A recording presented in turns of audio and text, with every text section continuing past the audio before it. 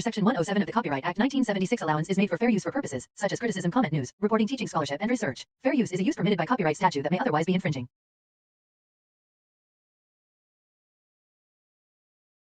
So, it's going to take, and actually I've been kind of pondering it, and I will eventually, when I put my thoughts to it, I'm very successful when I put my mind to something. And so it's getting to the point where I'm really thinking that I may start going and threatening YouTube because for failing to adhere to their own terms of service, and it causes people damage, and they're responsible for that damage because they have rules and procedures in place to prevent that damage, and they're failing to do so. So I think it's actually making them liable, where they wouldn't be liable under Section 230 because they have these terms of services and they have these guidelines, and they're failing to adhere to their own guidelines. That's what's putting them on the hook liability wise. So I'm working through the law on that.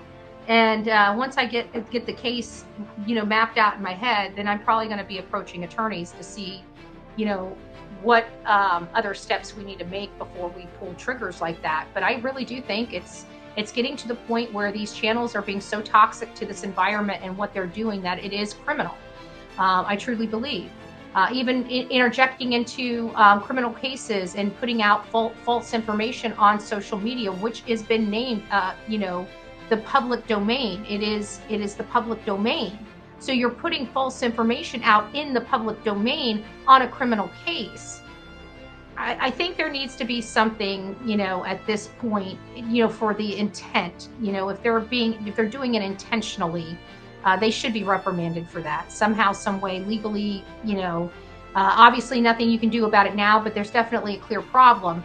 And so what I do is I start working on it now. In about a year or two, we start having some movement. In about 3 or 4 years, we start getting our first bills put through.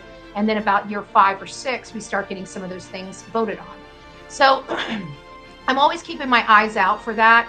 But I think my backdoor to the 230 for YouTube is honestly the failure of them to adhere to their own terms of service.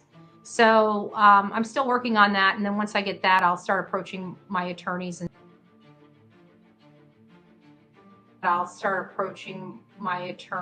seeing what they recommend for this, because this is the only thing they'll help me with.